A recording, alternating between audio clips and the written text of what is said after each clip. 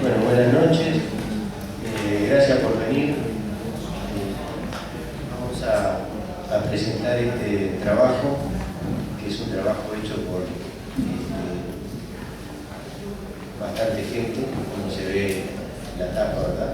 Somos unos cuantos de autores. Habemos tres que figuramos como coordinadores, y en realidad yo medio estoy ahí infiltrado, porque realmente los que coordinaron más la construcción del libro, Gustavo y Víctor, pero nos tocó estar. Y el libro un poco trata de resumir, dejar, digamos, escrito, ¿no?, para la historia, eventualmente como herramienta de lucha contra este emprendimiento nefasto, todo un trabajo que llevó bastante tiempo. Yo voy a hacer una breve historia, ¿no?, de la parte que nos correspondió a Gustavo, a Melasi y a mí, la parte económica. Voy a decir que nosotros, lo que no le falta es trabajo, eso no le falta, investigación. Porque nosotros empezamos a investigar el proceso de la celulosa en Uruguay en el año 2007. Empezamos, no sé cómo se nos ocurrió, no me acuerdo, pero empezamos a investigar la ganancia, ¿no? Antes de que empezara a funcionar la primera planta de celulosa, Bonia, empezamos a ver cuánto se presumía o se preveía que podía llegar a ganar. Y bueno, publicamos un primer trabajo que fue en Brecha, cuánto ganará Bonia. Después, bueno, Bonia empezó a funcionar y, no sé, por el año 2009, publicamos un segundo trabajo que es cuánto gana Bonia, o sea, el título. Y ya con más elementos fuimos elaborando una especie de teoría de la ganancia de la producción de celulosa en el Uruguay. Bueno, después se planteó la tercera planta, ¿no?, esta que motiva el libro, y ahí a mí me tocó participar en el primer debate, que fue el gobierno, que fue Fernando Isabela, el economista Fernando Isabela, en la facultad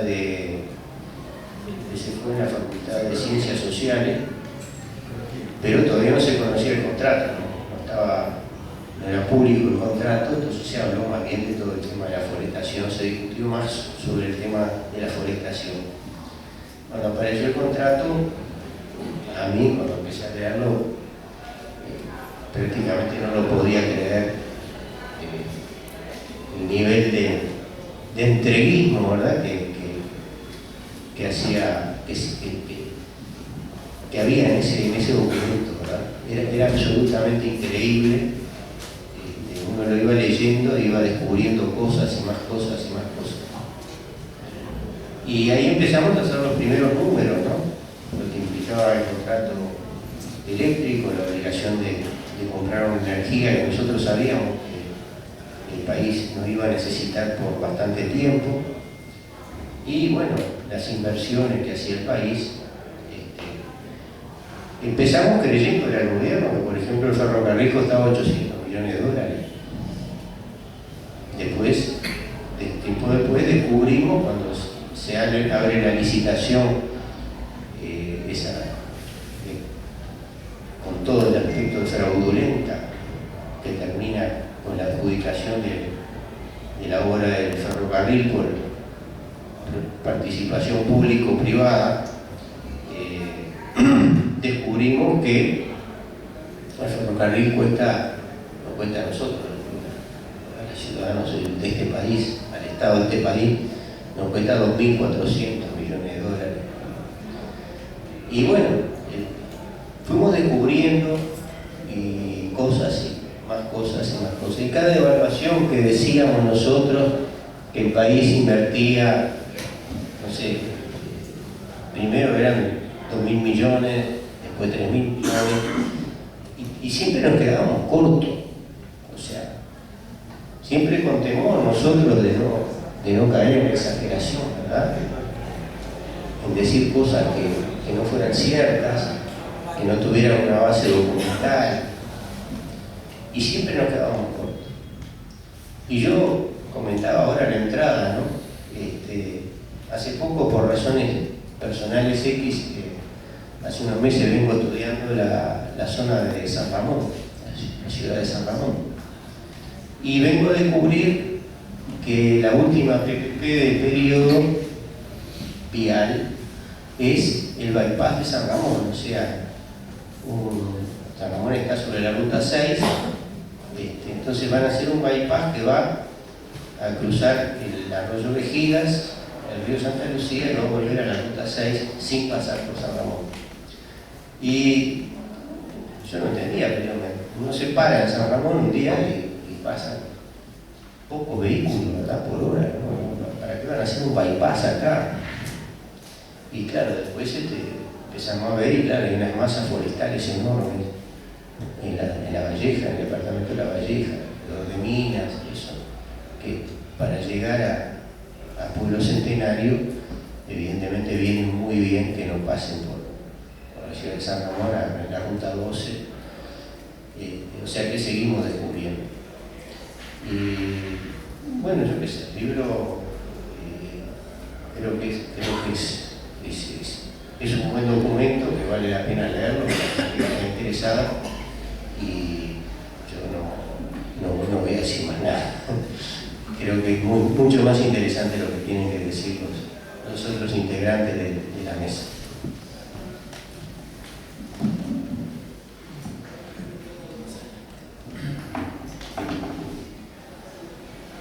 Bueno, buenas noches. En principio, muchas gracias por invitarme.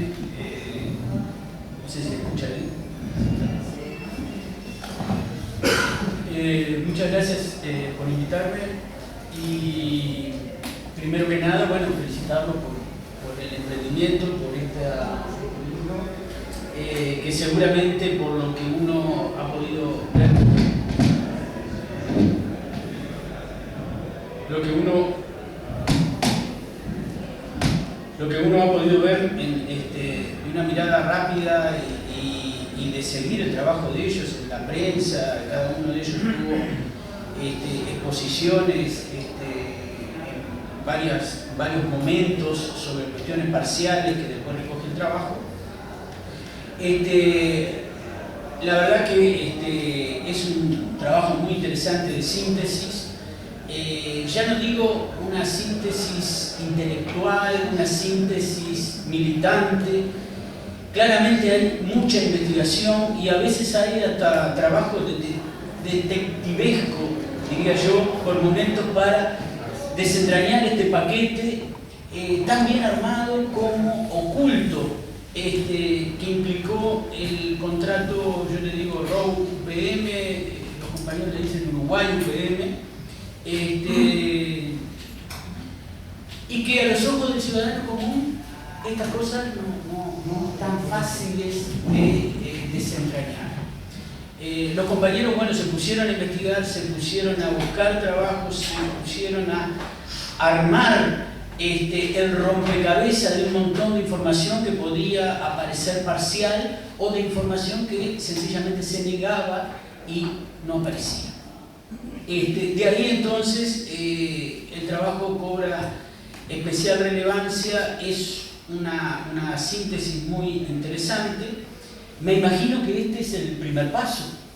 Va a haber que seguir tirando, supongo yo, de la violita, y para que el conocimiento que acumularon estos compañeros aquí lo podamos ir disfrutando otros, y metiendo también nuestras interrogantes para, como decía Marx, ¿no?, para el trabajo inmediato de los compañeros se pueda transformar en trabajo general, es decir, el trabajo de dominio público. Que el tema del proyecto UPM, que es el primero de estas características, pero seguramente no va a ser el último. ¿Por qué va a ser el último? No sabemos. Seguramente va a ser el último en este sector, pero pueden haber otros sectores apetecibles para la inversión extranjera con igual pretensiones de contrato y de beneficios que esta empresa. Un compañero militante me decía hace unos días, cuando se enteró de que este libro estaba saliendo, dice: ahora sí tendremos una herramienta para salir a pelearla. Ese es como que el mejor resumen que me parece que se hace del libro. Y como decía un viejo compañero nuestro, Enrique Orellani, él siempre decía: ahora ya no es tan fácil que nos confundan, por lo menos con un conjunto de información que aquí aparece ordenada, que aquí aparece estudiada y detallada, ya no está tan fácil que nos confundan, con información que de hecho fue, parece que especialmente hecha para confundirnos desde el principio. Ellos mismos ven en el libro diversas, contraponen diversas informaciones, datos de diferentes organismos del Estado que no condecían con lo que de repente el Poder Ejecutivo estaba diciendo en el mismo momento. Un segundo punto que me parece interesante es que el libro desnuda justamente una trama curiosa, al menos para un país que se jacta de ser republicano, de contar con instituciones fuertes, democráticas, con un sistema de partidos sólidos y guardianes de las leyes, que ustedes van a escuchar a cualquier politólogo promedio que se precie, caracteriza al Uruguay como un país con estas características. Y por supuesto no es Uruguay el único país que aparece en estas empresas con las mismas exigencias y que se vinculan con la trama social de determinada manera.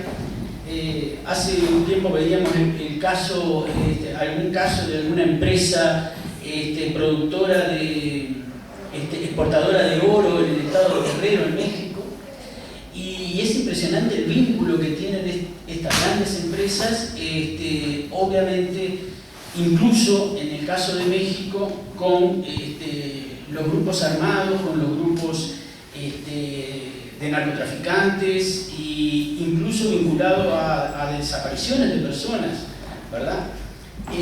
Por suerte en el caso de Uruguay no estamos en ese nivel, pero formamos parte de la forma con que el capitalismo global se expande en el mundo, y el libro viene bien para tomar un poco conciencia de que vivimos en ese país de la cola de paja, y que más allá del discurso electoral de los partidos, hay cuestiones que el libro aquí detalla y que no tienen nada de republicanismo, no tienen nada de fuertes algunas instituciones que nos jactamos que son fuertes. Fíjense que este contrato, el doctor Lust lo llama el contrato de los funcionarios o de los amanuenses, ¿verdad? Un contrato hecho a medida, podríamos decir, de una empresa donde el Parlamento no se enteró, todavía no se enteró, ¿verdad? Y todavía no tiene ni siquiera los parlamentarios uruguayos la información que hay aquí en el libro, porque no tuvieron, no sé si tiempo, no sé si ganas, y no hicieron un trabajo de vincular distintas informaciones que se conseguían de manera, podríamos decir, muy fraccionada. De ahí la importancia del libro. Yo tomo algunos temas que a mí particularmente me interesan. Me gustó mucho porque para mí era todo un descubrimiento, todo este trabajo que está haciendo UPM, la Fundación UPM, respecto a la educación. Creo que es la profesora Bolón, que hay un trabajo aquí en el libro, y hay un montón de información en el libro sobre el conjunto de proyectos que tiene esta Fundación UPM y que son proyectos vinculados al proceso de legitimación social de la empresa, ¿verdad? Pero lo que nos enteramos aquí, y parece que esto es contradictorio con lo que dicen nuestras autoridades de la educación, es que hay un conjunto de actividades en nuestras instituciones públicas y que las autoridades de la educación pública no tienen conocimiento de las mismas, ¿verdad? Una cosa rarísima en Uruguay. A mí me vino a la memoria cuando leía a la profesora que hablaba aquí del montón de proyectos que desarrolla la Fundación UPM, de la cantidad de posgrados y vínculos que tiene con las universidades privadas más importantes de Uruguay, y cómo estos proyectos de posgrado están vinculados a formar a los nuevos docentes que van a ejercer en la región, y de ahí cierra el círculo, digamos, de cómo la empresa se legitima en temas tan importantes como cuando la gente se pregunta, ¿los efluentes de la planta contaminarán? La empresa, de alguna manera, está generando una legitimación importante, mostrando la visión de sus intereses en todo el ámbito de formación docente, por ejemplo, en el interior. Me vino a la memoria hace ya unos años el caso de una maestra de una localidad, de una escuela rural del norte de Florida. Cuando le llegó la prensa una vez a la escuela y le preguntó en qué condiciones estaba trabajando. La maestra, sorprendida, digamos, se puso, obviamente, todas las carencias con que tenía la escuela. Eran carencias edilicias, carencias de presupuesto, problemas que tenía que lidiar una maestra rural en las condiciones de una localidad rural del norte de Florida. A esa maestra las autoridades la amonestaron porque el paso que debía tomar, me acuerdo que era el maestro Juan Gómez, que era encargado de primaria en aquel entonces, que salió a justificar eso, porque la maestra debió haber abierto un expediente, haberle comunicado a primaria los problemas que tenía, que ya supuestamente la maestra había muchas veces elevado cartas a sus superiores diciendo las necesidades que tenía la escuela, pero cuando lo expuso públicamente en la prensa, el sistema le cayó encima y dijo: esto no se puede hacer. Llama muchísimo la atención que las autoridades de la educación no estén al tanto del conjunto de actividades que promociona la empresa, la Fundación UPM, ligada a esta empresa, en nuestras instituciones públicas en el interior del país. Es decir, los directores de los institutos estos que se dan este tipo de actividades no saben que tienen que pedir permiso, o piden permiso y se los dan, y a los compañeros les dijeron que esta información que no estaba disponible, que ellos no tenían conocimiento. Eso fue una de las cosas que a mí me llamó la atención de cómo funciona el sistema nuestro y cómo esta empresa de alguna manera está teniendo una injerencia cada vez mayor en aspectos que tienen que ver con la planeación educativa y con la divulgación de ciertos valores. Tiene un vínculo con la Universidad de Montevideo, tiene otro vínculo con la Universidad Católica, y en muchos casos vinculados a la divulgación de valores, esta fundación de la empresa. Y eso me hizo pensar también que no nos podemos olvidar la última represión de hace poco más de un mes, cuando un conjunto de compañeros reclamaban por la injerencia del UPM en la educación. Ahí el Estado no tuvo ningún prurito en usar y abusar de la violencia física directa para hacer que esa movilización dejara de existir. Incluso persiguió a los compañeros que estaban movilizados. Y violó, por supuesto, el derecho básico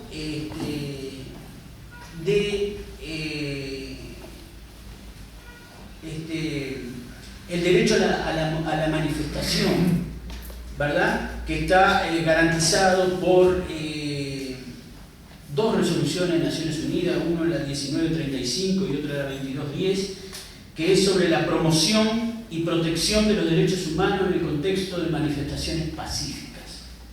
Bueno, en este caso, cuando estudiantes reclamaban por la injerencia del UPM en la educación, el Estado no tuvo ningún prurito por avanzar en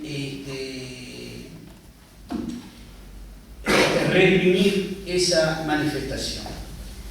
Es una forma cada vez, lamentablemente, más recurrente de criminalización, ¿verdad?, de la protesta, y que viola los derechos humanos básicos.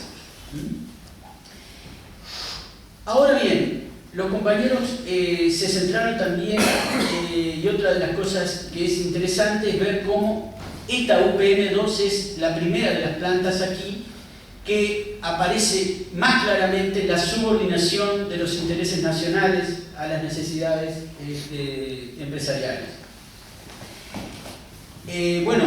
Varios juristas lo han tildado el contrato como inconstitucional, ¿verdad?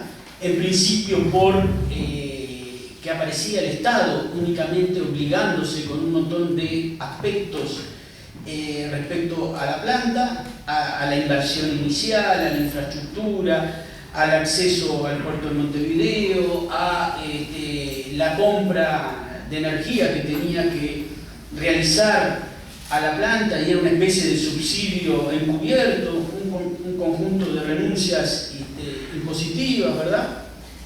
Todo eso es, digamos, una de las primeras, de los primeros proyectos que le exige al Estado, a nosotros nos gusta decir coloniza de alguna manera al Estado y a sus instituciones, para que participe directamente en la inversión de la planta, pero sin beneficio alguno. Cuando los compañeros afinan el lápiz acá en lo que le cuesta a Uruguay, nos dicen que en realidad el conjunto de la inversión que se haría en esta planta, el 60% sería puesto por nosotros, por el pueblo uruguayo, ¿verdad? Sin que el pueblo uruguayo pueda participar de estos beneficios. Por supuesto, para las regiones donde esta planta se va a ubicar, ya empezó a mover la actividad económica, ¿verdad? Ya hay una expectativa distinta de empleo y de oportunidades, ¿verdad? La gente que está en el desempleo, que está en la pobreza, en zonas del centro del país, que efectivamente han sido bastante dejados de lado por la política gubernamental hace mucho tiempo, ¿verdad? Obviamente puede ver este proyecto como una salida, como una esperanza. Sin embargo, hace unos pocos días atrás también veíamos cómo ¿cómo se dice? El alcalde de ahí del pueblo Centenario se quejaba de que las empresas contratadas para mover la construcción de la planta ya venían armadas con una cantidad de personal que era de afuera. Es decir, las promesas que en principio le habían hecho a las autoridades regionales de que el empleo iba a salir en la medida que fuera posible para trabajos no demasiado calificados y demás de la región, esto parece no ser tan claro hoy día porque están contratando empresas grandes que tienen otras economías de escala, que tienen ya su gente trabajando, y esto genera por lo menos también un signo de interrogante para esa gente que en principio ve con buenos ojos que un emprendimiento de estas características se desarrolle en su lugar. Bien, estos enclaves entonces como UPM, que a mí me gusta llamarlos enclaves de última generación, porque son bastante diferentes de los enclaves coloniales que se daban en la primera inserción de América Latina en el capitalismo mundial. Cardoso y Faleto habían caracterizado esa modalidad de inserción de América Latina, de algunos países de América Latina, con esa idea de enclave donde el capital extranjero desarrollaba un sector económico y se vinculaba directamente con el mundo. Es lo que hoy podríamos llamar una plataforma exportadora, generalmente de recursos naturales, plantaciones o digamos, o metales, etc., ¿no? Sin embargo, la característica de estos enclaves era que no tenían ningún vínculo con la economía doméstica. Eran enclaves exportadores, que el vínculo era muy pobre con la economía doméstica, apenas con esa burocracia administrativa y con esa burocracia militar que le generaba las condiciones de viabilidad económica por un lado y política por otro. La burocracia militar reprimía a aquellos que se metían con la empresa y la burocracia administrativa generaba las condiciones mejores para que pudieran sacar la producción sin problema. Estos nuevos enclaves son un tanto distintos. Ya no está el enclave de espaldas a la economía nacional. El enclave ahora exige que la economía nacional funcione para generar las condiciones económicas básicas para que ella pueda realizar su ganancia. El capital extranjero obviamente ya no está de espaldas a esta economía nacional, y el caso de UPM2 es paradigmático en eso. Ya le pide más de la mitad de la inversión que va a hacer a el Estado uruguayo. Y el Estado uruguayo sin problemas va a hacer el esfuerzo, todos nosotros, para que esa inversión se pueda realizar.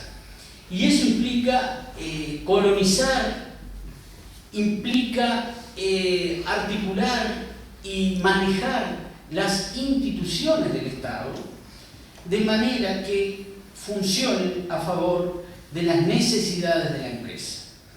Es decir, el conjunto de la economía nacional se vuelve rehén de este enclave extranjero, muy distinto del viejo enclave colonial. Incluso las condiciones macroeconómicas deben ser tales que le permitan la estabilidad económica. Si no hay que encargarse de determinados castigos que ya están articulados en los acuerdos anteriores. No es mi tema y no voy a hablar de los costos ambientales, que son inestimables, por lo menos ahora.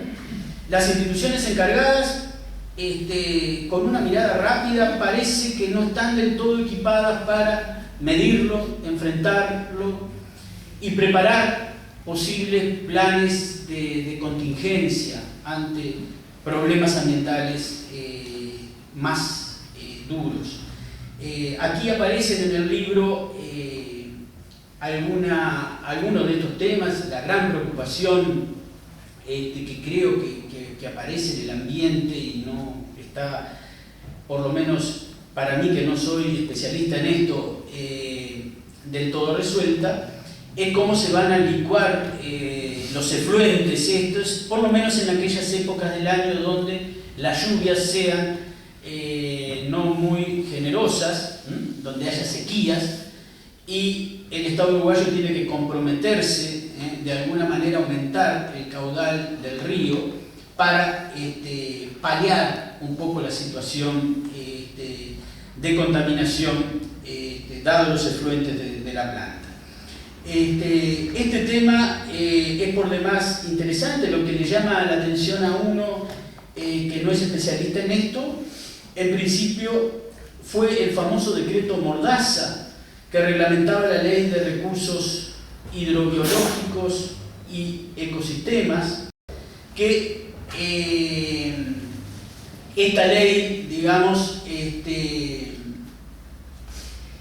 remitía a la DINARA la investigación relativa a los recursos hídricos. Y aquí fue un caso de soberanía muy discutido, porque resulta bastante humillante para cualquier país que derechos invaluables como es la investigación científica y que debería hacerse en ámbitos independientes, no puedan llevarse a cabo, o por lo menos los resultados no puedan divulgarse, de manera de prevenir de un conjunto de aspectos que ocurren en la actividad productiva concreta en este caso.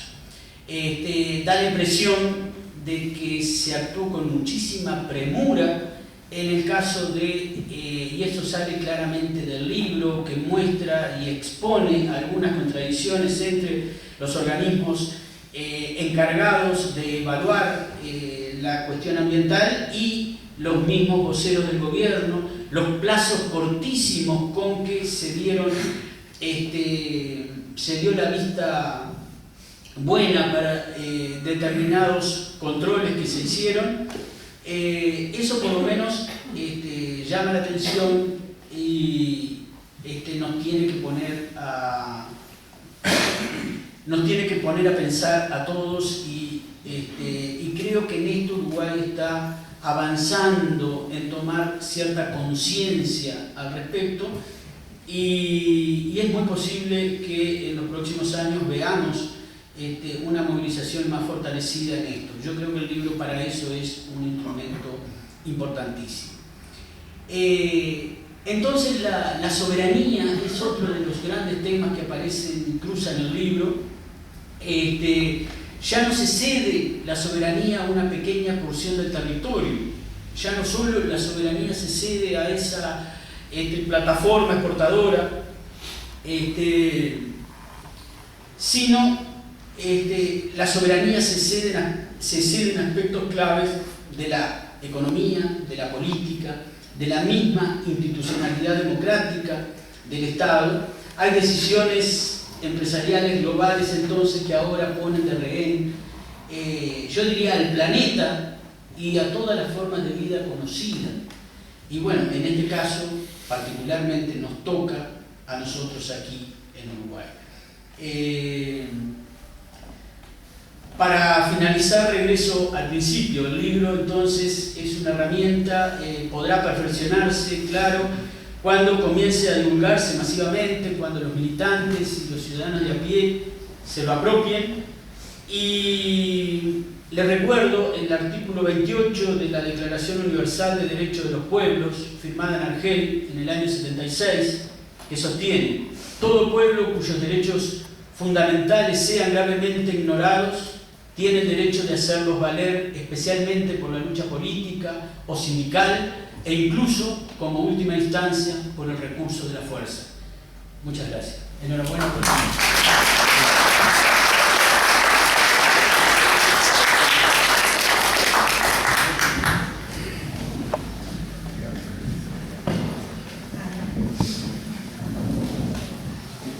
Buenas noches.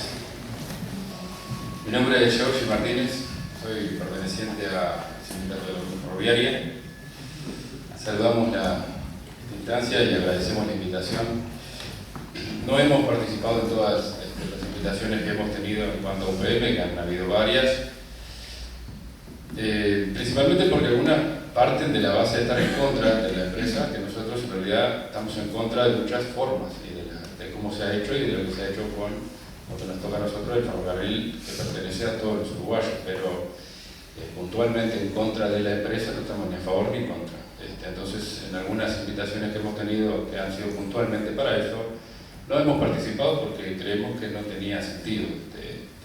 Sí entendemos acá que en el libro se dan un montón de datos que muchos de ellos nosotros tampoco conocíamos, porque no se nos ha brindado información, y que va por el camino de decir la verdad a la gente, conozca cuando se habla de un proyecto tan grande y cuando se habla de plata de los uruguayos que va a ser invertida, conocer los detalles que es, independientemente de qué partido esté en el gobierno cuando se hace, porque nosotros hemos pasado y sufrido los procesos de todos los gobiernos que a AFE puntualmente no le han beneficiado nada.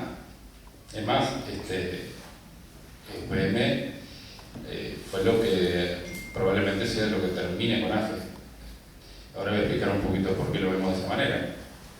La inversión en cuanto al ferrocarril nosotros la hemos pedido desde hace años, no solo desde que se prometió por el gobierno actual que iba a reflotar el ferrocarril, sino que desde antes también.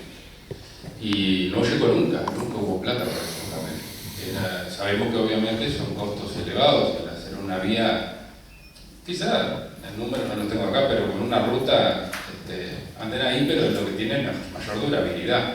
Y no era un interés del país tener un ferrocarril fuerte. Eso de que dicen que el ferrocarril se iba a hacer igual, nosotros sabemos que es mentira. Que las vías nuevas se iban a hacer igual, es mentira. Si a UPM no se le hubiese ocurrido, que por algo lo hace, no solamente acá en Uruguay tenemos el ferrocarril como lo tenemos, por algo pide que se transporte por tren, no solo por la efectividad, por la cantidad de toneladas que se pueden llevar en un viaje, sino que es su modalidad a nivel mundial, porque el ferrocarril sirve. Solo para acá no era viable. Entonces, si UPM no se le hubiese ocurrido, nosotros ni siquiera estábamos en este ruido. Seguíamos desapareciendo de la misma manera que hemos venido durante 30 y pico de años. Las vías en Uruguay, de 3.000 y pico de kilómetros que hay solamente 1.400 que están funcionando, y funcionando muy entre comillas. Nosotros venimos peleando contra las privatizaciones del ferrocarril desde hace más de una década, firme. Siempre se peleó, obviamente, por mantener lo que son los entes autónomos, pero en manos del pueblo, y que todo el servicio sea público, pero hace más de una década, cuando empezaron unos empujones fuertes con respecto a buscar privatización total en un momento, o con mayoría de privados. En un momento se buscaba que el 51% lo tuviera una empresa, el proyecto era Ferrosur en ese momento. Intentaba privatizar el 51% del ferrocarril de los uruguayos. Nosotros, en un trabajo parecido a de investigación y que estaba totalmente escondido, logramos sacarlo a flote y que se frenaron. Luego han habido propuestas de un ferrocarril de parte de los chinos, de los vascos, han habido proyectos y propuestas de todo tipo que siempre fueron descartadas. Y ahí es donde nosotros nos pasamos para entender que no era primordial levantar el ferrocarril. Mucho menos el tren de pasajeros, ¿no? Que va a ser relegado totalmente después de estos 3 años de obra, cuando UPM empiece a correr trenes, porque tiene total prioridad para utilizar las vías. Lo que nos preocupa sí es la forma, como dijimos. Este proyecto ha pasado por encima no solo de AFE, sino de un montón de personas vinculadas al ferrocarril, que han trabajado para mantenerlo funcionando. Durante años hemos trabajado por nada, máquinas deshechas, atándolas con alambre, como se dice habitualmente, corriendo los trenes como podemos para que los servicios lleguen, y de un momento al otro empieza todo este empujón privatizador, que lo primero que hace es privatizar el derecho laboral de los trabajadores. La nueva modalidad de privatización es crear empresas del Estado bajo el derecho privado y con trabajadores bajo el derecho privado. Que los costos son iguales o más, eso sí se sabe. No es solo en AFE que está pasando, las tercerizaciones están ocurriendo en todas las empresas y entes autónomos. Por partes, en los lugares donde menos ruido se hace, en lugares donde se ha dejado venir abajo para luego tener una excusa para poder privatizarlo. Y bueno, el ferrocarril fue así también. La empresa CELF, Sociedad Anónima, que crea en el año 2011 el gobierno, luego la termina haciendo poner en marcha en 2015, sin importar los costos. Se dejaron 400 trabajadores de AFE de los 800, 900 que había en ese momento. Para ese ferrocarril quizá eran suficientes, pero había lugares donde ya faltaba gente, pero se sacaron 300 por retiro anticipado y 100 excedentes. Dinero que esos trabajadores, los de retirados, cobraron en su casa durante 5 años hasta poder jubilarse, y 100 trabajadores que fueron repartidos por otras dependencias del Estado. Tipos con 40 años, en algunos casos en el lomo, arriba de una máquina, con experiencia. O sea, lo que estamos viendo es que también, a pesar de tener un proyecto que iba a levantar el ferrocarril, nunca se tomó en cuenta la experiencia de los trabajadores que tenía AFE. Algunos tenían como mínimo 10 años trabajando, que es cuando más o menos un maquinista queda pronto. Sin embargo, no hubo problema. Se mandaron a trabajar en otros lados, se sigue pagando obviamente el sueldo, se creó esta empresa bajo el derecho privado, y como nosotros no accedimos a trabajar en ella, porque sabíamos lo que iba a pasar y terminó pasando en cuanto a lo que era la forma de trabajar y el relacionamiento laboral, y no pasamos, tuvieron muy pocos trabajadores, pasaron bajo el derecho privado. Entonces obviamente que a la empresa le costó iniciar. No importó, se tomaron gente sin experiencia para enseñarle, no importó el tiempo. Durante el tiempo que ellos aprendían, se utilizó el personal de AFE para seguir corriendo los trenes de carga, aunque ya no eran nuestros. Pero lo grave es que con el tiempo se fue perdiendo la carga. Esa poca carga que tenía AFE, que habíamos llegado a niveles bastante bajos, ya de 800.000 toneladas anuales, se terminó perdiendo casi todo. Se mantiene lo que es el combustible de ANCAP, el Portland de ANCAP, que había empezado ahora a correr de vuelta, y por ejemplo la fábrica Portland Artigas, que era un cliente permanente de todos los días 2 trenes, ya prácticamente lo perdimos también. Para algunos entendemos que fue simplemente una pantalla la creación de esta empresa, y a su vez el inicio del trabajo ferroviario privatizado y con trabajadores bajo el derecho privado, que no ponemos duda que tenga parte de las exigencias de UPM o de estas multinacionales tengan que ver con eso, ¿no? Obviamente que en Uruguay se sabe que el empleado público pelea por sus condiciones, a veces de una manera diferente a la que puede llegar a pelear un trabajador privado y no quedarse sin laburo. O sea, en esta empresa que se creó con los mismos patrones, bajo el derecho privado, se presionó y se extorsionó gente de todas las formas posibles para que no fueran agremiados, que no se sindicalizaran.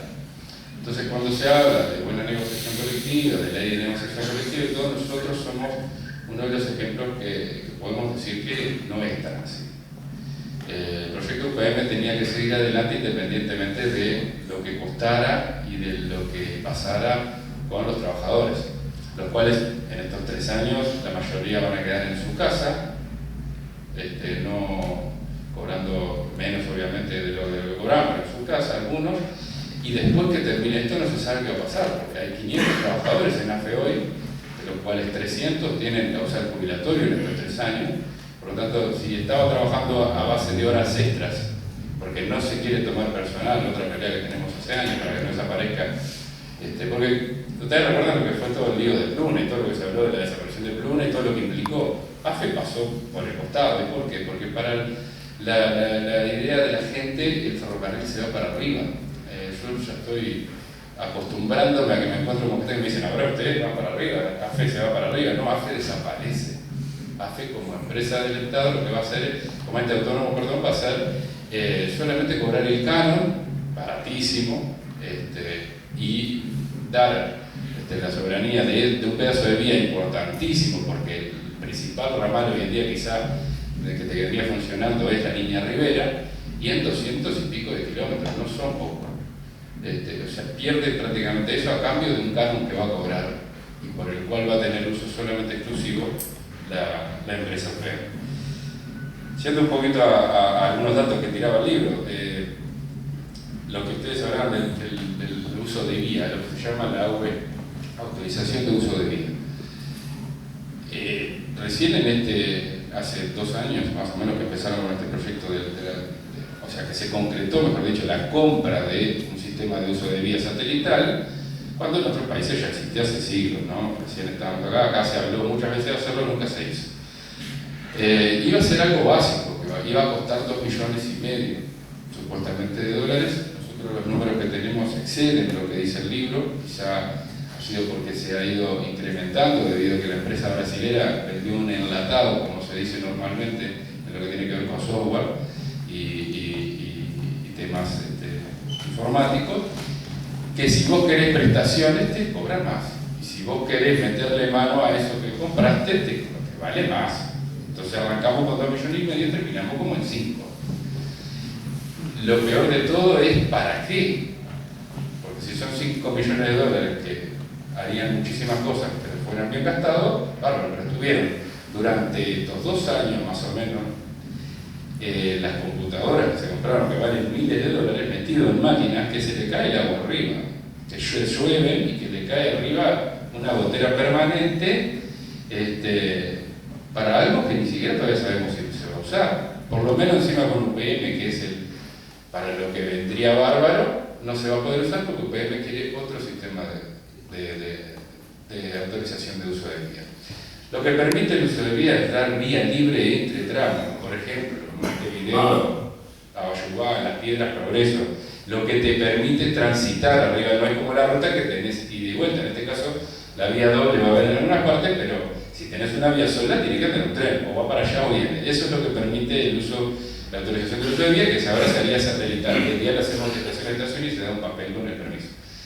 Pero lo que lamentamos es que son 5 millones de dólares que se van a utilizar posiblemente en vías que casi no van a tener uso, o será en el litoral, será en la línea de Río Branco, quizá si se mantiene algún cliente que transporte carga por allí, pero lo de UPM va a ser aparte, encima se va a tener que salir de un uso de vía en una parte después a otro, cosa que también incrementa los costos de cualquier empresa, y que complica obviamente la circulación. Se hace en otros lados, pero nos parece realmente innecesario el gasto que se hizo.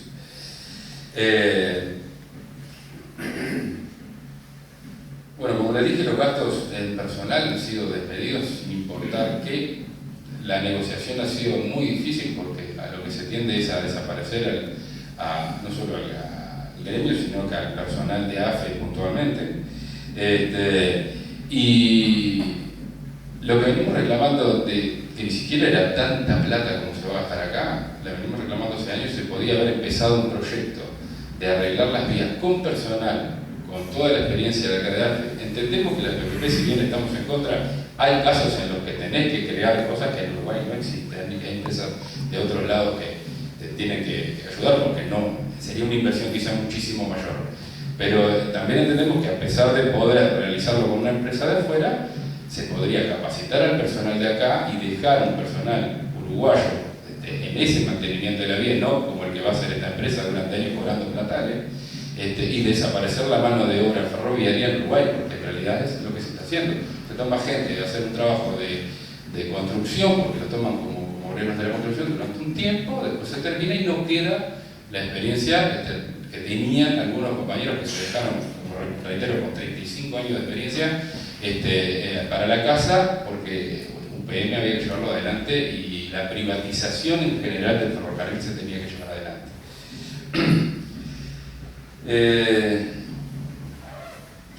Nosotros, obviamente, que estamos con mucha preocupación en cuanto a lo que tiene que ver con los futuros años, porque estamos en vías de extinción claras, y lo que más hemos, más allá de intentar preservar nuestra fuente laboral, que como sabemos podemos llegar a terminar trabajando en otro lado, no es lo que queremos obviamente, te preparás durante años, ser maquinista lleva muchísimos años, igual que muchas tareas ferroviarias, y que de un momento al otro termines trabajando en un lugar como en una escuela, por ejemplo, que no es lo nuestro, donde debería haber gente capaz para hacer eso, no vamos a ir de maestro obviamente, pero terminar después de ser maquinista, después de ser un inspector, después de trabajar durante muchos años, o toda tu vida. Hay gente que entró con 18 años en ferrocarril y terminó yéndose a trabajar a la OCE con 55 años. O sea, la precarización laboral que esto va a traer nos preocupa, porque ya lo vimos teniendo el mismo patrón, el gobierno, en la empresa de Tacel, bajo el derecho privado, presiones de todo tipo, gente trabajando 19 horas arriba de una máquina, poniendo en riesgo los pueblos por donde se pasa. Después de 19 horas que estás arriba de una máquina o cualquier vehículo, no podés funcionar bien, correctamente. Lo llevan 2 horas a descansar, lo suben para arriba y salen con otro tren para atrás.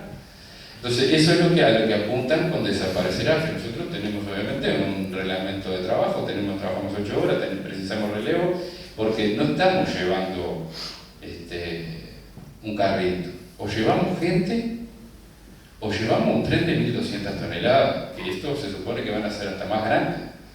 No puedes tener 19 horas arriba para hacer ese tipo de tareas. Entonces, la precarización laboral nos preocupa muchísimo, la relación laboral con quienes están al mando de todo esto también, y los datos que tira el libro realmente son preocupantes, y está bueno que la gente lo sepa, porque para la gente común todos estos datos que a veces los aburren, alguno que les llegue ya es importante, porque todos vivimos a veces muy en lo nuestro, en nuestro laburo, en lo que pasa, y lo que nos muestra la tele es que, como les contaba esto de la autorización de uso de vía, salió en Canal 12 un programa entero mostrando cómo se modernizaba AFE, cómo los trenes se iban a ver a través de una pantalla, pero los trabajadores en Kuwait tienen un baño de lata con un agujero de la época de los ingleses, y esas cosas no se dicen.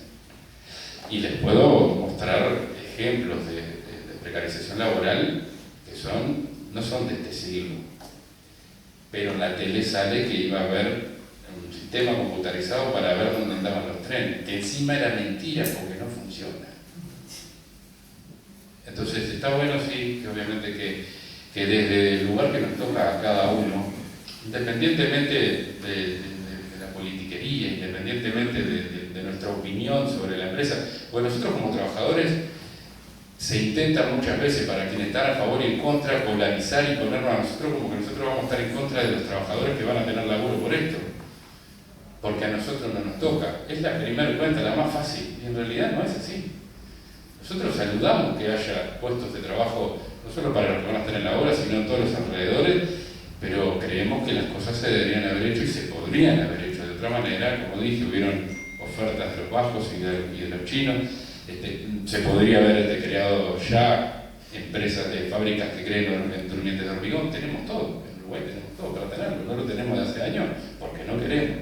No, van y se compran durmientes de segunda en Centroamérica o en Sudamérica, pero para allá, para Bolivia, que se pusieron en las obras que se hicieron entre Pintado y Rivera, con la plata de Fosel 2, que fue mucha plata, y que en algunos lados se tuvo que levantar de vuelta en poco tiempo porque se había hecho mal. ¿Por qué? Porque la gente que estaba sabiendo y que sabía en AFE la estaban mandando por la casa a retirarse antes y a pagarle el sueldo. Nosotros denunciamos todos esos mal gastos que se han hecho, porque son kilómetros y kilómetros de vía que tienen que durar añares, y por esas cosas que pasan, ¿vio? Que se compran durmientes de segunda para una renovación de vía donde se van a usar unos rieles preciosos que habían de la época, rieles rusos que fueron cambiados hace como 30, 40 años atrás y que estaban apilados ahí en Peñarol. Entonces, las formas es lo que nosotros criticamos, estamos en desacuerdo con muchísimas cosas que se están haciendo. Los números nos asustan mucho más a veces todavía de lo que conocíamos, que se nos escondieron todos, por supuesto, cuando nosotros quisimos saber, y porque nosotros íbamos a quedar por fuera, eso está claro. Entonces, muchas gracias por la invitación, y bueno, lo que iba a decir es que cada uno de nuestro lugar, el que nos toca, tenemos que pensar en la soberanía del Uruguay, tenemos que pensar como uruguayos en el bien común más que en lo que nos toca a cada uno, porque ninguna de estas empresas que viene va a pensar en ninguno de los 3 millones de uruguayos. Seguramente solamente su capital, en sus ganancias, que van a ser muchísimas, la vía se va a pagar mucho más de lo que vale, y durante años, y encima ni siquiera vas a mandar arriba de ella. No veo dónde está el beneficio para el Uruguay. Sí lo veo para usted. Muchas gracias.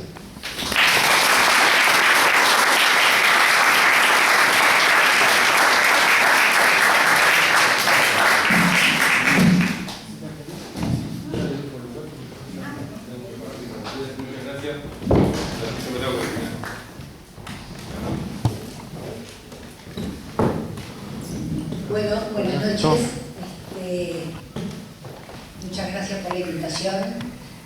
La verdad que es una tremenda responsabilidad presentar este libro, porque creo que va a ser un avance importantísimo en todos los militantes por el agua y por la vida, como somos los compañeros de la Comisión Nacional de Defensa del Agua y la Vida, porque si bien nosotros estos datos, los datos que eran acá, la mayoría de los datos los manejábamos, pero eran siempre datos sueltos, de diferentes fuentes, ¿no? Esta recopilación sistematizada y ordenada, la verdad que viene buenísimo para la lucha, que creo que va a ser muy larga. Bueno, con respecto a lo que me toca, que es el tema del agua, yo soy de la Comisión Nacional de Defensa del Agua y la Vida, que en el 2004 elevamos a rango constitucional la defensa del agua y el saneamiento como derecho humano fundamental. En lo que respecta a nosotros hemos estado en contra de las plantas de celulosa desde la primera, ¿no? Yo recuerdo allá por el año 2005 que en el año 2004, cuando estábamos en campaña electoral, el gobierno, así como todo el movimiento sindical, estaba en contra del contrato que ya se había firmado con la primera planta de celulosa.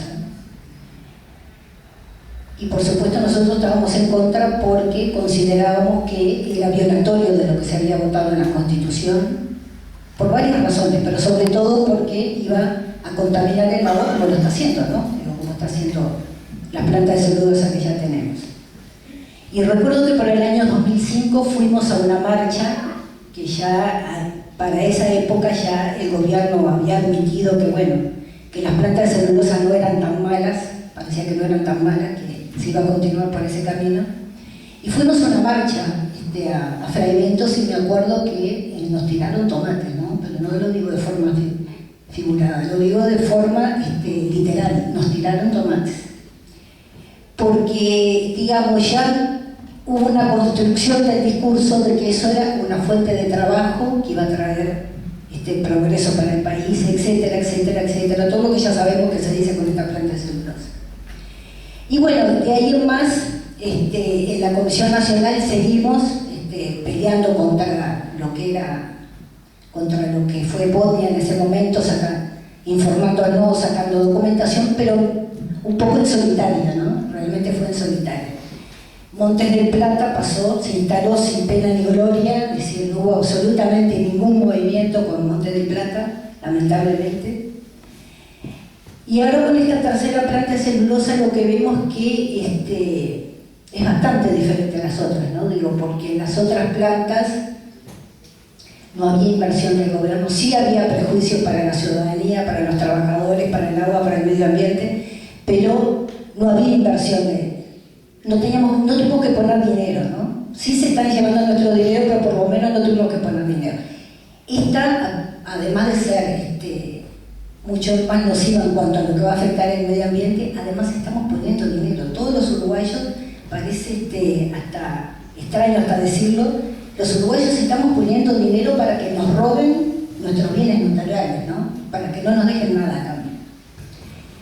Y bueno, desde la comisión estamos peleando junto con otras organizaciones contra este proyecto que realmente va a ser devastador. Y decimos, como lo decimos con las otras plantas, que es inconstitucional. Es inconstitucional en lo que refiere al cuidado del agua, para recordar, porque a veces me gusta siempre recordar qué es lo que todos votamos en el 2004, ¿no? Nuestra Constitución dice: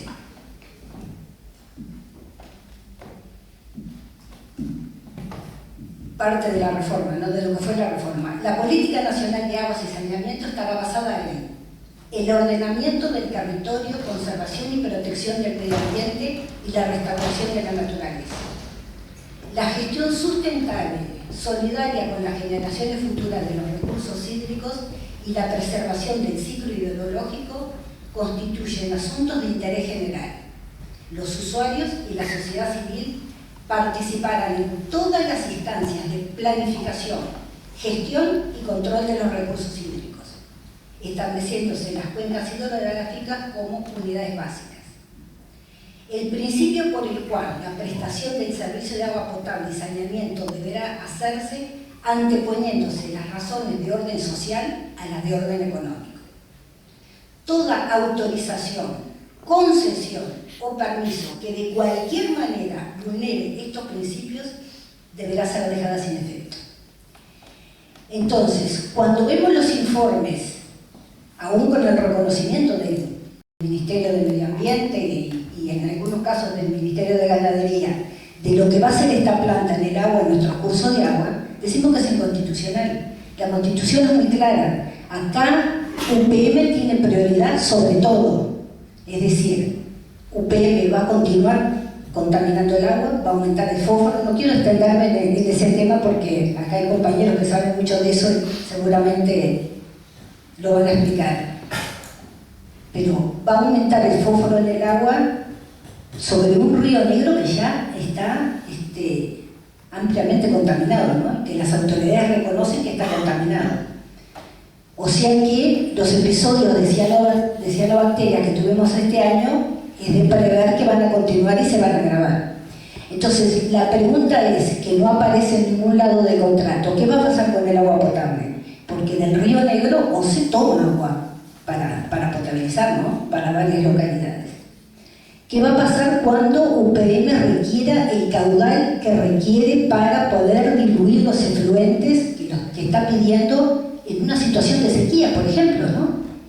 Digo, ¿quién va a tener prioridad? Va a haber un conflicto de intereses porque UPM va a querer más agua para poder diluir los efluentes y si no alcanza el agua para las poblaciones, ¿quién se va a quedar con el agua? Según lo que dice el contrato, UPM tiene prioridad sobre todo, que no es lo que dice la Constitución. La prioridad es para el consumo humano.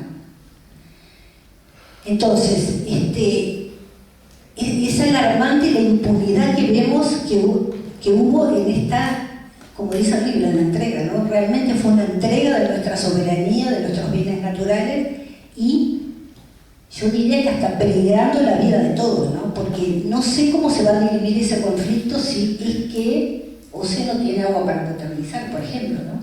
O si le cuesta cada vez más potabilizar, la consecuencia de que si sigue contaminando el agua, vamos a seguir aumentando la tasa ambiental, no sé cuál es la pregunta, ¿no? Porque el ministerio, el ministro de Economía, en el último momento del 2018, dijo que estábamos pagando una tasa ambiental porque OCE no puede potabilizar el agua por la contaminación. Bueno, ¿qué va a pasar cuando se ponga en funcionamiento UPM? ¿Vamos a seguir pagando dinero para potabilizar el agua? Entonces, yo creo que este proceso es difícil de revertir, no es imposible, es difícil, porque UPM no es un caso aislado, no está marcado en una política de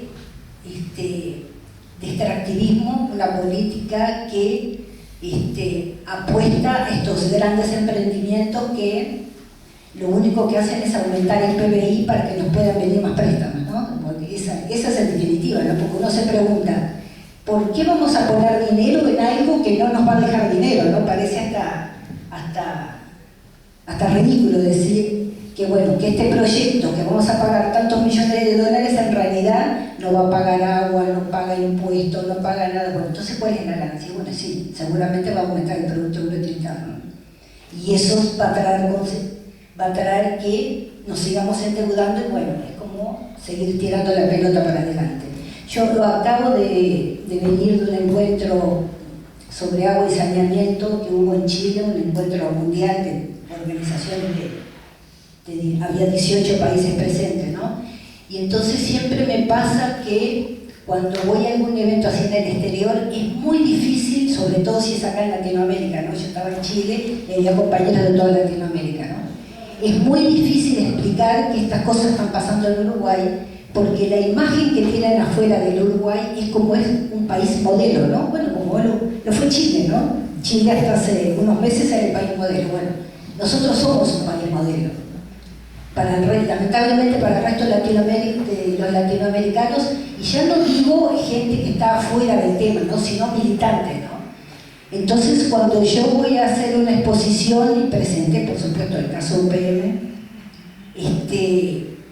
es difícil entender, ¿no? Digo, porque, claro, de afuera se ven los titulares, sobre todo los titulares que saca el gobierno, ¿no? De los maravillosos nuevos emprendimientos, etcétera, etcétera. Y entonces, claro, resulta como increíble.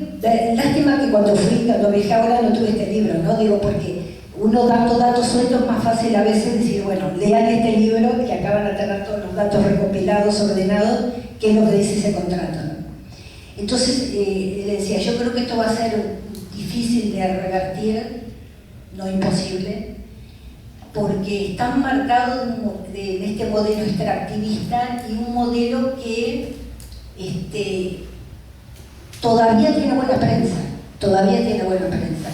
porque todavía nos está costando muchísimo a nosotros los militantes explicar que en realidad todo lo que se dice en la televisión y todo lo que dicen las autoridades siempre son falacias y medias verdades, ¿no?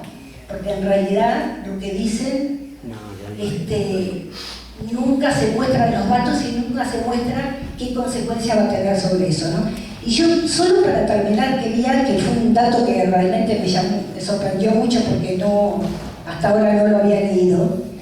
Acá en el libro, cuando habla de las consecuencias de caudal que aceptaron para que UPM pueda diluir el conflicto que se está dando con UTE, ¿no? Porque UTE tiene la prioridad del uso sobre las represas, ¿no? Entonces, acá alude una ley que es de la dictadura, que dice: la generación de energía hidroeléctrica es regulada por el decreto 160/80 del 19 de marzo de 1980, plena dictadura, que asignó a la UTE la prioridad para el uso de las aguas de los 3 embalses del Río Negro. Dicha prioridad se hará efectiva frente a todos los demás emprendimientos, excepto para el abastecimiento de agua potable a las poblaciones.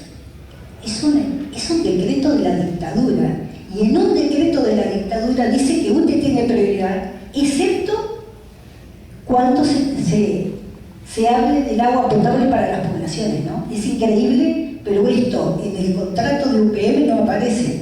UPM tiene la prioridad absoluta para el uso del agua y de las represas, y en ningún momento tiene en cuenta el uso para agua potable, ¿no? Digo, a mí me sorprendió porque, es decir, ni siquiera la dictadura se animó a dejar de lado el tema del agua potable para las poblaciones, ¿no? Bueno, y por último quería decirles que nosotros decimos que también es inconstitucional porque la Constitución, como les leía, decía que la población debería participar en todas las instancias de la gestión de los recursos hídricos. Para eso, en el año 2009, después que se aprobó la reforma, se votó la ley 18.610, la que le dio algún formato a lo que iba a ser la participación baja la tierra de lo que fue la reforma constitucional. En esa ley de 18.610 prevé la creación de un Consejo Nacional de Recursos Hídricos, que no fue creado, pero prevé 3 consejos regionales que se dividió el país en 3 cuencas, que fue la del Río Negro, la de la Laguna Melín y la del Río de la Plata y la cuenca marítima. Del Consejo Regional del Río Uruguay está colgado lo que es la Comisión de Cuenca del Río Negro, cosa que debió haber pasado, este proyecto debió haber pasado por esa Comisión de Cuenca. Se supone que las comisiones de cuencas, donde la gente participa y opina lo que se tiene que hacer dentro de esa cuenca. La Comisión de Cuenca del Río Negro se instaló en el año 2018 por primera vez, si no recuerdo mal. Nosotros no fuimos invitados a esa Comisión de Cuenca, en general a la comisión y los grupos que trabajan en la cuenca son invitados, no fuimos invitados a esa comisión, pero sí, cuando nos enteramos ahora, a principios de este año, que la comisión ya estaba bien formada, hicimos una solicitud al BODMA para que se llamara a esa comisión de cuenca para que tratara el tema de UPM. Una semana después de que nosotros hicimos la solicitud, la comisión comisión de Cuenca fue llamada, pero no nos avisaron. Un compañero se enteró porque creo que le avisaron, una funcionaria del ministerio mismo le avisó que se iban a reunir al otro día. Un compañero fue, se tiró hasta allá y planteó que la comisión había pedido ser convocada a esa comisión de Cuenca para tratar el tema de UPM, a lo cual le dijeron que no hubo tiempo porque la comisión ya hacía días que se había convocado y no hubo tiempo para las invitaciones, etcétera, etcétera. Pero que prometían que en breve se iba a armar otra comisión de Cuenca y nos iban a invitar. Hasta ahora estamos, eso fue en marzo, hasta ahora estamos esperando. Por ese lado también es inconstitucional, nadie opinó sobre eso, no pasó por ninguna comisión de Cuenca, no pasó por ningún consejo regional. Entonces, frente a esa serie de hechos de que uno ve que no hubo estudio de impacto ambiental, no pasó por las comisiones de Cuenca, se prometen cosas de espaldas a la ciudadanía, se gasta esa inmensidad de dinero para no obtener nada, uno piensa que esa impunidad responde, y nosotros en la comisión hacemos el mea culpa, esa impunidad responde a que nosotros también tenemos que pensar que se lo estamos permitiendo, ¿no? Porque es una impunidad tal que uno dice, bueno, alguien le tiene que poner freno a esto, ¿no? Y esto, como es una correlación de fuerza, el gobierno actúa con esa impunidad porque sabe que no vamos a reaccionar, lamentablemente sabe que no vamos a reaccionar. Yo tengo la firme convicción de que en algún momento, creo que no muy lejos, creo que la ciudadanía va a reaccionar con esto, porque realmente es una cosa demasiado grosera y demasiado el impacto negativo que va a tener entre todos, para todos los uruguayos. Y creo que para que la ciudadanía reaccione, somos nosotros los militantes los que tenemos que salir a la calle y explicar, no digo porque la gente no es tonta, el pueblo uruguayo no es tonto, no digo. El tema es que hay poca información y la poca información que hay es totalmente tergiversada. Y bueno, creo que este libro es un aporte importante para poder dar ese salto que necesitamos y que lo necesitamos en forma urgente. Muchas gracias.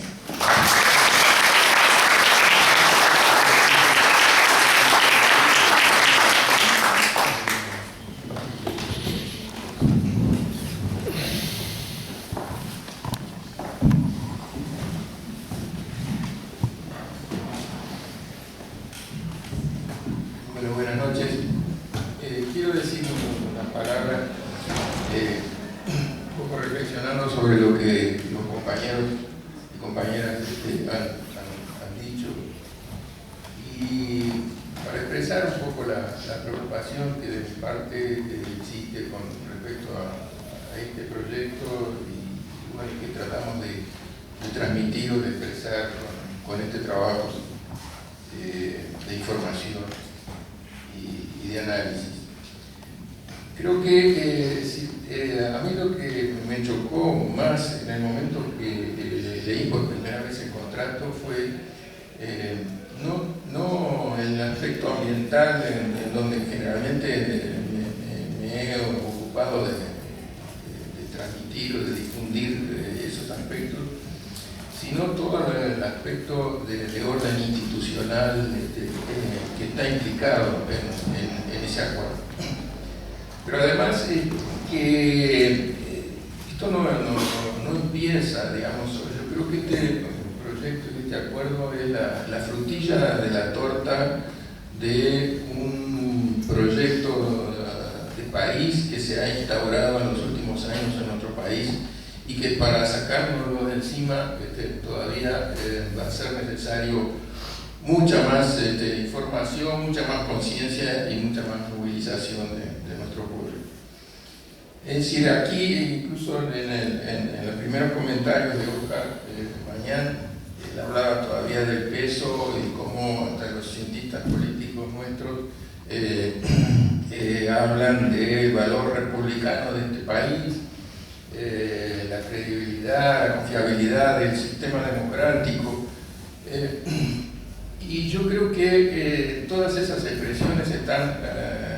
históricamente atrasada con respecto a lo que está ocurriendo realmente hoy. Es decir, estamos también en lo interno manejando una idea de país que ya no es, y nos la seguimos repitiendo a nosotros mismos como para creerla, y no nos damos cuenta que el proceso está ya muy lejos de esa situación. Y en esto también hay que señalar que hay una responsabilidad muy grande de nuestras instituciones de investigación y de docencia, porque pienso que es notable la carencia de estudio y de investigación sobre esto en el ámbito directamente, bueno, vamos a decirlo, en el ámbito universitario. Es decir, hay una carencia de análisis de cuál es la transformación que ha venido sufriendo el Estado uruguayo en los últimos años para permitir, para posibilitar esto que se está dando y que los compañeros comentaban y que parece absurdo. Es decir, porque en muchos momentos, cuando hemos tratado de explicar las implicaciones de este contrato, mucha gente dice, no lo puede creer, o dice, bueno, pero algo, ¿por qué hacen esto? Es decir, algo debe haber de beneficio para entregar tanto, u otros dicen, no se entrega todo a cambio de nada. Pero eso es porque todavía no tenemos esa conciencia de qué grado de evolución y de transformación ya ha venido sufriendo nuestro país. Y donde este proyecto, que lo explicita de esa manera brutal en el contrato, está siendo, digamos, como es la coronación de esta situación, no es el comienzo.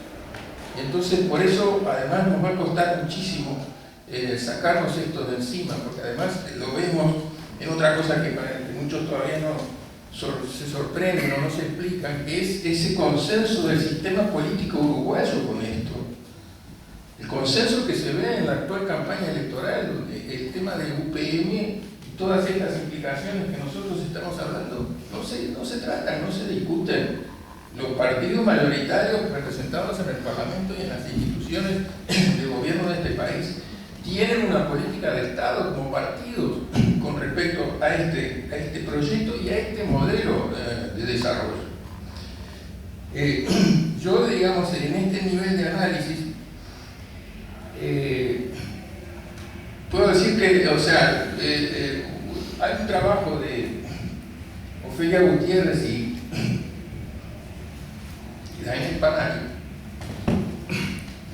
que ya algunos años atrás hizo un estudio y trató de poner cuáles eran los fundamentos históricos, digamos, cuál era la evolución de los informes, de las recomendaciones y de las decisiones que habían llevado a la consolidación del modelo forestal celulósico en el país.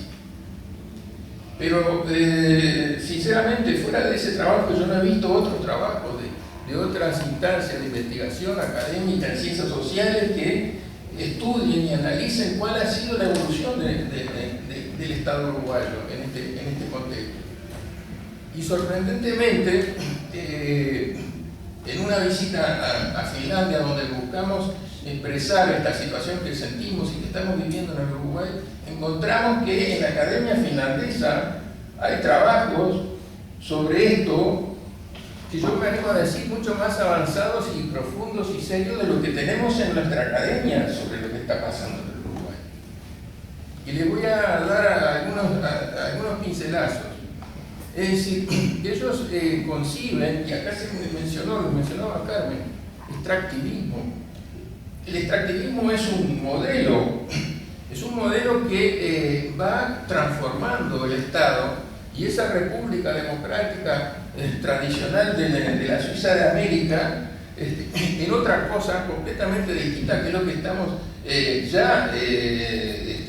practicando hoy, aunque la mayoría de nosotros no somos conscientes de eso. Entonces, en un trabajo de dos académicos finlandeses, ellos hablan de la incubación del extractivismo y del rol que ha desempeñado el Estado uruguayo en las políticas públicas y en el desarrollo de la forestación en el Uruguay, forestación como base de apoyo y de desarrollo de las plantas de celulosa. Y fíjense, solo voy a, perdónenme, pero muy breve, voy a leer algunas cosas. Ellos dicen que el rol del Estado uruguayo, que esto está a partir de lo hecho, esto no es una especulación. Ellos distinguen tres roles del Estado uruguayo para la implantación de este modelo en el país. Un primer rol de gestación o de partera, en donde el objetivo es reducir los riesgos e incertidumbres del sector que se va a promover. Y eso estuvo dado por los incentivos fiscales, las transformaciones legales, no solo la ley forestal que habilitó esto, sino las transformaciones en la ley de propiedad de la tierra. Es decir, explicando cómo es que se da en el proceso, que también lo decimos por ahí, pero parece que surgía de no se sabe dónde, el proceso de concentración y extranjerización de la tierra que hemos estado viviendo en los últimos años. Bueno, eso no es una cosa casual, caída del cielo, eso fue introducido por reformas legales en la ley de propiedad de las tierras y en la ley de arrendamiento también. Entonces, esa es una parte. El otro aspecto es el de localizar estos proyectos en zona franca. La ley de zona franca va dirigida a eso.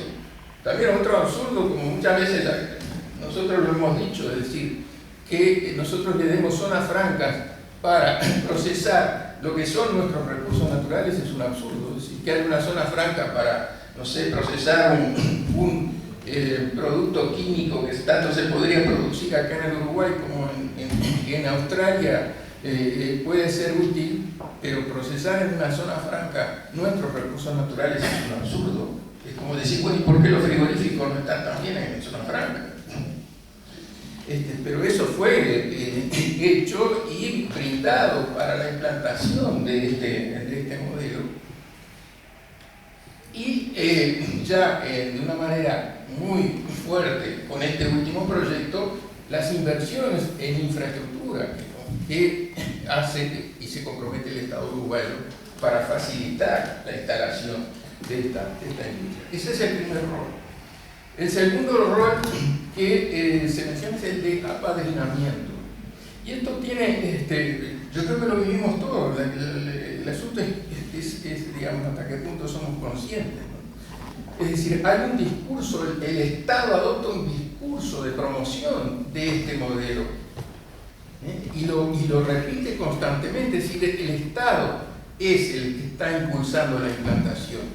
Nosotros a veces hemos llegado a hablar de socio, que el Estado se convierte en socio de estos emprendimientos, o también a veces solo pensamos que son imposiciones de afuera, y bueno, que es un Estado débil que acepta cosas. No, pero acá hay una función, un rol protagónico del Estado en transformarse y servir a este modelo. Entonces eso se manifiesta en el Estado se convierte en propagandista de los beneficios de este modelo. Se producen visitas de Estado, como ha habido visitas de presidentes al Estado origen de la corporación, visitas de presidente o de ministros del Estado origen de la corporación a nuestro país, legitimando, son formas de legitimar la validez del proyecto, e inclusive acuerdos formales de cooperación. Ustedes sabían, por ejemplo, que hay un memorándum de entendimiento sobre cooperación en la bioeconomía y la economía circular firmado entre Uruguay y Finlandia. Ahora en los últimos tiempos hemos visto algunas charlas de algunos académicos que empiezan a hablar de bioeconomía, economía circular. Es un desarrollo de esta corporación para explotar de mejor manera el recurso básico que está obteniendo con las plantaciones en este país. Tiene un lindo nombre, UPM ya hoy no se llama, industria forestal, se llama la bio empresa, es decir, le ponen nombres simpáticos para cosas que son simplemente el desarrollo de la investigación de esta corporación para obtener el máximo de resultados y de ganancias con la materia prima que está extrayendo en nuestro país.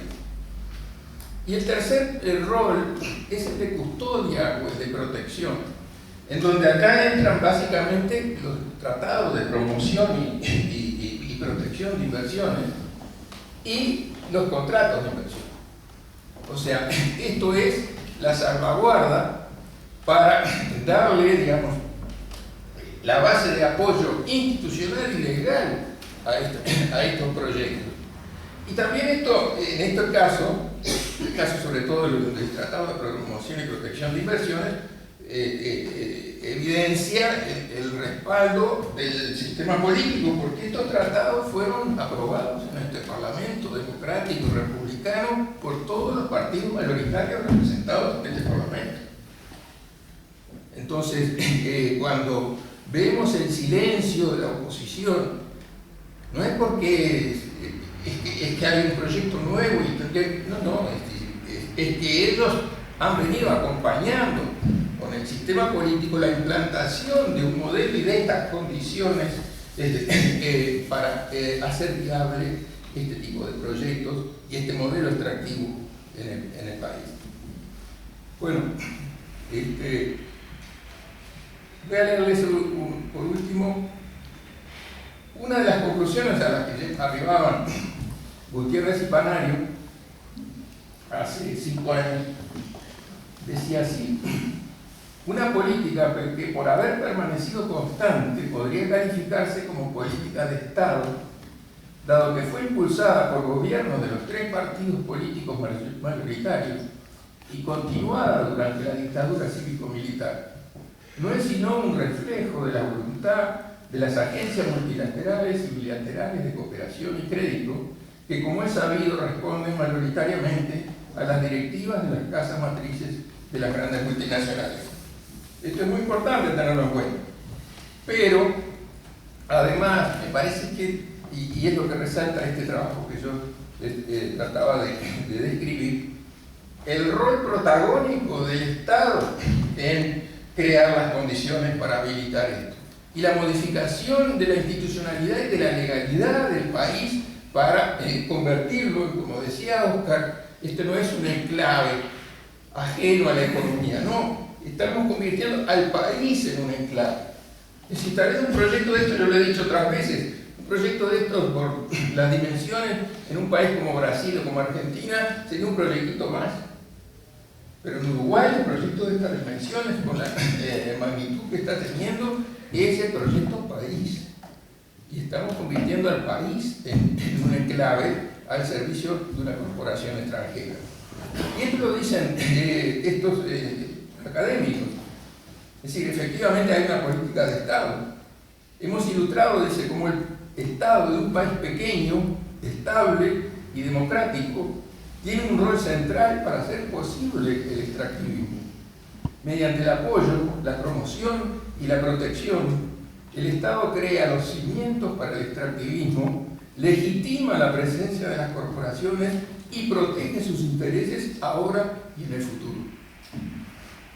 Los perdedores en esta ecuación son los afectados adversamente por este modelo y más ampliamente la sociedad civil en su conjunto.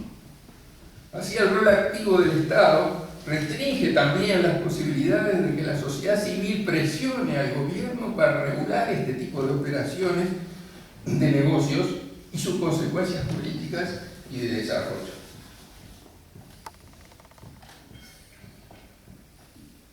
Bueno, esto es lo que está ocurriendo en el Uruguay y pensamos que este trabajo pueda ser útil para desarrollar esa conciencia y esa movilización.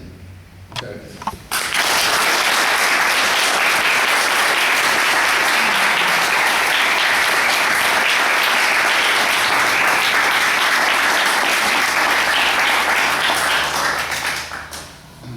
Bueno, ¿alguno quiere decir alguna palabra? ¿Tú, Daniel, no querés decir algo? Podría decir algo muy brevemente. Lo entiendo últimamente, porque bueno, fui invitado a CEPAL. Fui invitado a CEPAL para, como parte de algo así, los sobrevivientes del pensamiento ambiental latinoamericano.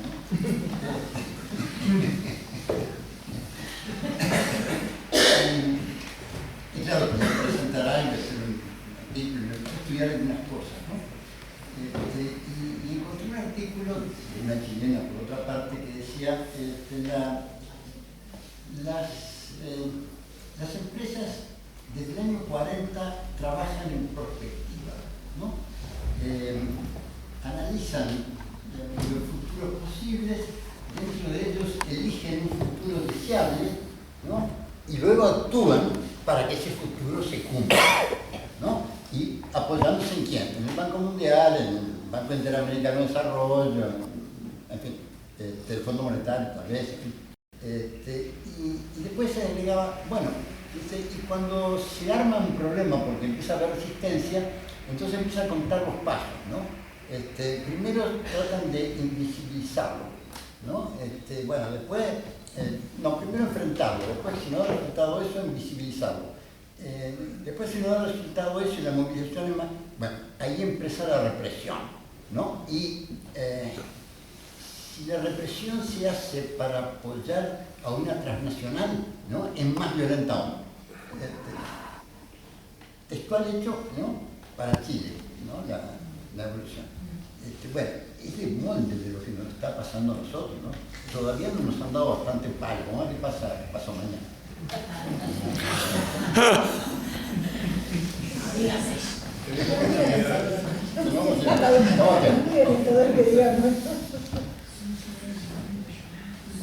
Bueno, ¿alguien más?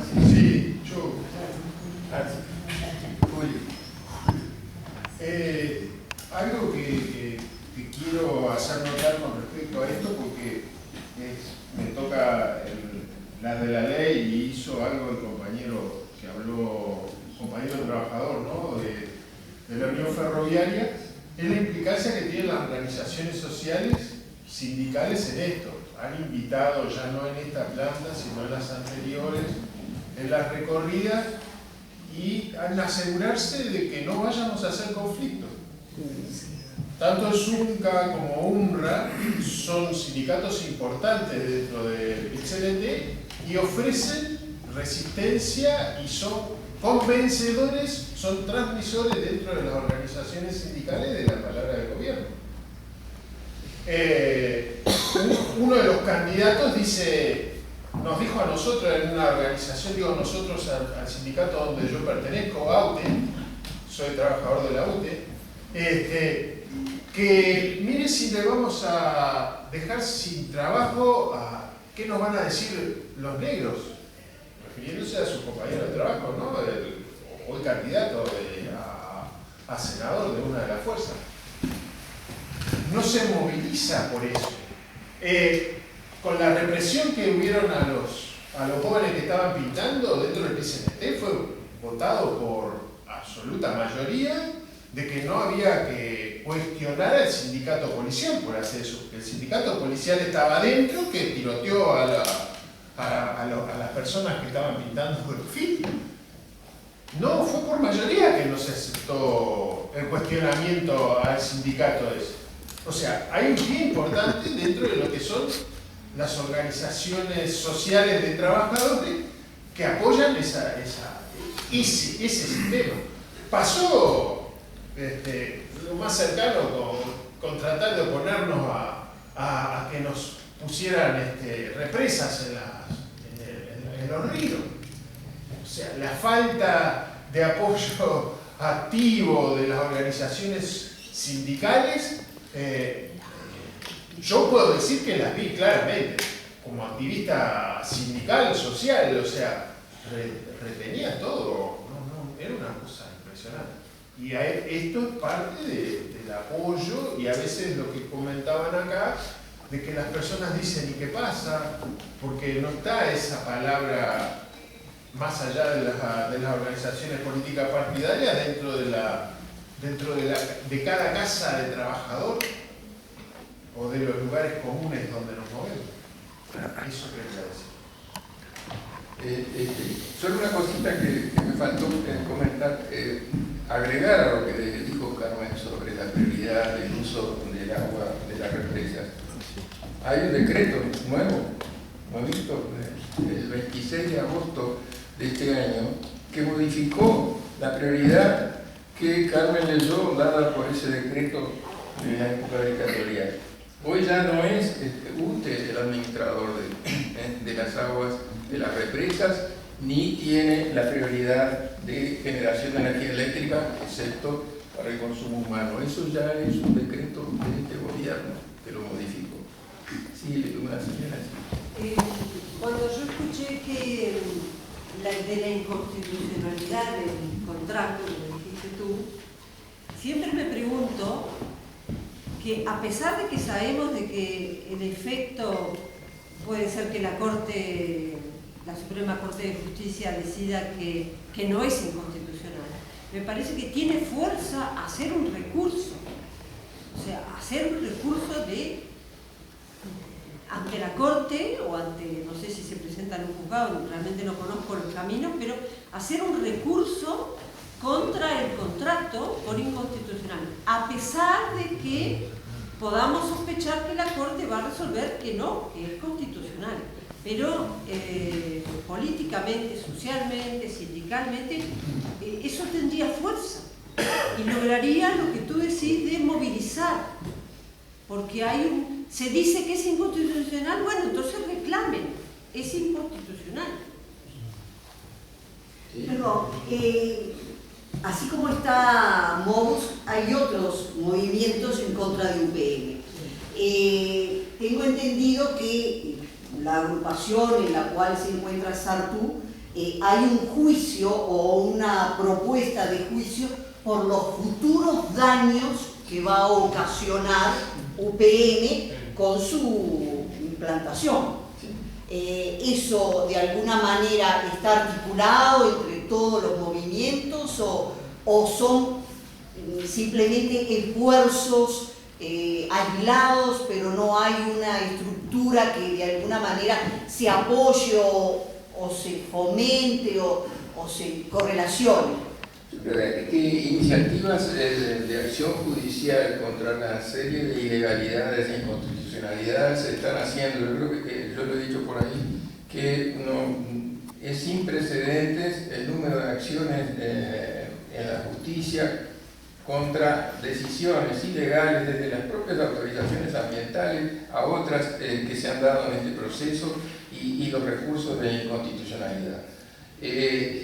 Eso, digamos, tiene un trámite, tiene un proceso dentro de la justicia. Yo creo que cada una de esas acciones las apoyamos todos. En términos de acción conjunta, lo que tenemos y es lo que va a tratar de expresarse el próximo viernes en una marcha nacional es la Coordinación Nacional contra UPM, que en este momento hay más de 40, 50 organizaciones sociales, algunos sindicatos, organizaciones ambientales, colectivos, que están instrumentando una movilización lo más amplia posible contra este proyecto. Esa es la manera que se está expresando hasta ahora. Sí. Un comentario de punto de vista histórico, a los que les interese todo lo que es referente al uso prioritario de aguas y las leyes, ¿no? Graciosamente, graciosamente no, pero resaltó Carmen en su análisis el tema de cómo en la dictadura se priorizaba el agua para el consumo humano ante otras actividades, ¿no? La reforma la Ley General de Aguas de Velasco Alvarado del año 69 establecía muy definida el uso de las prioridades de agua, y es interesante que le interese el tema, que se busca en internet y se lee la Ley General de Aguas de Velasco Alvarado, y como 40 años después, muy de acuerdo con todas estas políticas, porque acá no hay santos a nivel de los políticos, de los gobiernos de Latinoamérica. Alan García, con su política clara, ¿no?, que todos claramente sabemos de por qué línea iba, modificó sustancialmente el uso prioritario de las aguas, invirtiéndolo, pero radicalmente, ¿no? Evidentemente que de la mano de mega empresas, que en Perú el manejo de las aguas es para uso industrial es tremendo, ¿no? Cuando en realidad no es un país donde el agua para riego es muy disputada, donde hay, los grandes ingenios tienen una actitud totalmente patotera con respecto al uso de agua, pero es increíble analizar en la historia cómo 40 años después un partido se dedicó a generar una ley que, marcara totalmente lo opuesto al concepto de Velasco Alvarado del uso de agua, ¿no? Claro, es un país con unos esquemas sociales muy diferentes al nuestro, pero bueno, el problema en el fondo es el mismo, ¿no? Y el tema del agua, claramente, para todos los procesos industriales, mineros, extractivistas, todo eso es fundamental. Lo que nos está pasando a nosotros es tremendo, es de una desprolijidad. Tan atrás, esto es una reflexión compartida con la Comisión Nacional de Defensa del Agua y la Vida. Aquí ha habido en los últimos años un desmantelamiento sistemático de la reforma constitucional, es decir, el desconocimiento, la ignorancia de las comisiones de cuenca, la participación en la forma teórica que se elude sistemáticamente, el desmantelamiento del sistema también de autorización y de evaluación de impacto ambiental. Es decir, la eliminación de la evaluación ambiental estratégica. Es un cuento realizar evaluaciones ambientales por partes, por partecitas, como le dice Udinas en un artículo en el libro, por partecitas de los proyectos. Es decir, esa es una evaluación ambiental completamente inapropiada y que se ha instaurado como política oficial de la DINAMA, que se ha instaurado ignorando la propia ley de desarrollo de ordenamiento territorial que se aprobó en el año 2008, no muy lejos, y se han ido desmantelando sistemáticamente en el contexto de estos proyectos. También tenemos de alguna manera integrantes de DINAMA que pasan a integrar a la TV y que asesoran y que de alguna manera son juez y parte y bueno, se diluye todo. Sí, pero eso, como que eso es más conocido, digamos, o sea, también alguna gente dice, bueno, pero ¿cuánta plata se llevan en el bolsillo? ¿Cuánto acá hay de coima? Bueno, pero esto es más grave, porque es la modificación de la institucionalidad, esa república de la que nos enorgullecimos, está siendo liquidada, es eso, es decir, es la muerte de esa república, es más grave todavía que eso.